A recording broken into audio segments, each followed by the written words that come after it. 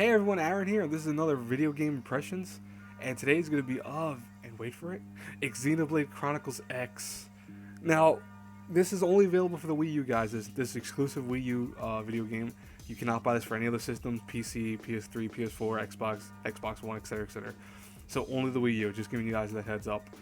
But I'll tell you, man, that's a shame because this game could have enjoyed a lot of success on, I think, multiple platforms. It really could have. Now, there's some good things about it because it's on the Wii U, and there's also some kind of meh things about it because it's on the Wii U, but let's talk about it. So, one of the things that I'm going to show right now, the combat, is Xenoblade is like a pseudo JRPG turn-based and at the same time a real-time game. Think of almost like Phantasy Star or any MMO that you can think of, where you engage combat into enemies or they engage you, and you can actually choose your means of attacking them, but for the most part, all you do is one button click, and then the battle begins. And then for skills and such, you actually choose what skill you want and such like that. Now, there are some issues with that. Namely, the biggest issue I think I have with the combat so far, at least in my several hours into this, is it's a lot of times the interface is a little finicky. I wish they would have made better use of the Wii U touchpad. I think what you could have did was you could have made the interface on the Wii U touchpad and did skills like that. But even then, I think they also wanted to make it so you don't have to use exclusive the Wii U touchpad. You could use the Pro controllers also. So that, I understand a little bit of why they did it, but I think it could have made a bigger reason to use the touchpad. But honestly, the combat's really cool. And when you first start, you only have a basic machine gun, and you have a basic regular knife. But as you go along, you can get dual wielding knives, dual wielding swords, dual wielding guns. It has some really nice kind of futuristic combat to it, and that's why I give it to it almost like a Phantasy Star, because it plays very similar to Phantasy Star in many ways.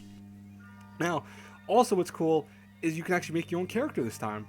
Xenoblade Chronicles, the original one, was a set story, so every character looked a set way. You couldn't really alter them besides their outfits and such like that. In Xenoblade Chronicles X, they again went for like that kind of more MMO type appeal. So you can actually make your own character, customize faces, customize hairstyles. There's a lot of customization, which is actually pretty cool. You can do male or female.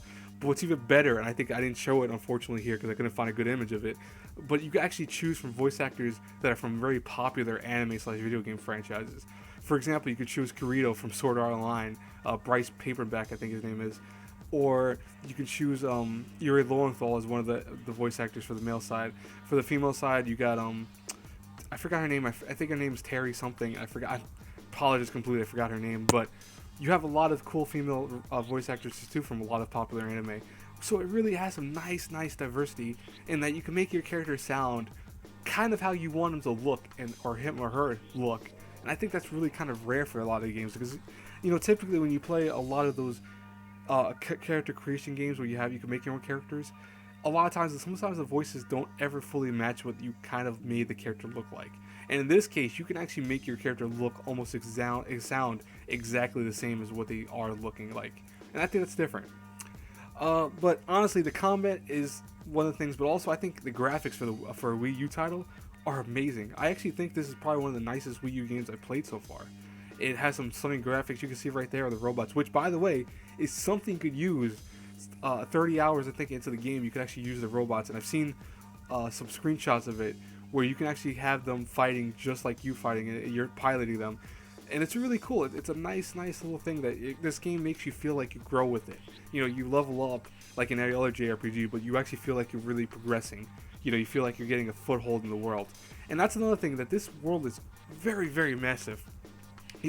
I can't convey that really well with any of the images I was trying to look for on the online, but I think this image of the opening alone, that kind of title screen image, really shows that this world is really big.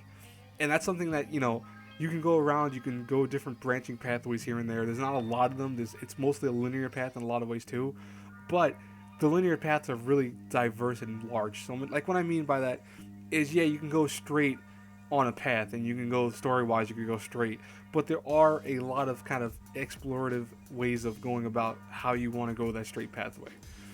Now, is it like Skyrim or Fallout? No, it's not that large, but it is pretty big. It's very reminiscent of what if you took Phantasy Star and just improved the overall scaling of the individual maps and such, because Phantasy Star is a kind of close quarter maps and stuff.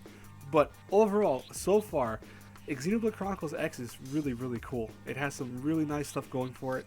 I personally think it's an amazing game so far. I really dig it. Biggest issues with it, though, again, are the interface. I think the interface could have been done a little bit better. And, you know, it's going to have that feeling, I think, eventually. You're going to have that feeling of repetitiveness.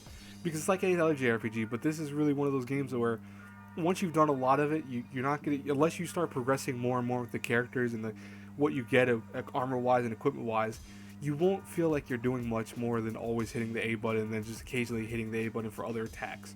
There is the occasional mixture of where certain times when you're attacking someone, you have to hit the B button at a precise moment to kind of get a critical shot off of them. Or if they're about to hit you, you can do that too to get like less damage taken on you. But overall, it's not that much difference. You know, you're still hitting that one button. You know what I mean? But like I said, I highly recommend if you're thinking about this and you're kind of on the fence about it, I highly recommend buying it. It is an awesome game. The collector's edition I own for it, it's actually really cool. It has like an actual flash drive with the soundtrack, which has some really, I'll tell you right now, the battle music in this game is amazing. I love it so far. It's really cool. It has a nice art book. That is very hard to find. I was lucky when I found it because I had to go searching in a few stores for it, but I found one copy.